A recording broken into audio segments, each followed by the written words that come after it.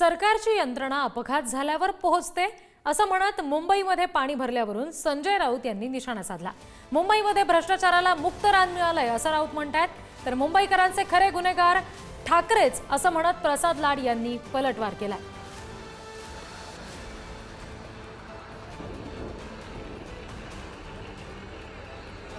मुंबई सारखं शहर पाण्यात गेलेलं आहे। मराठवाड्यामध्ये लष्कर बोलवावं लागलं। किश्तवाडामध्ये 65 लोक लँडस्लायडिंगमध्ये मरण पावले। उत्तराखंडमधल्या धरोलीमध्ये सुद्धा 100च्या आसपास लोक मरण पावलेली आहेत। हे प्रत्येक ठिकाणी होत आहे। तुमची जी यंत्रणा आहे ही अपघात झाल्यावर तिथे जाते। अपघात टाळण्यासाठी तुम्ही काय करताय? मुंबईसारख्या महानगरपालिकेला गेल्या 3 वर्षापासून कोणाचंही नेतृत्व नाही लोकप्रतिनिधींचं।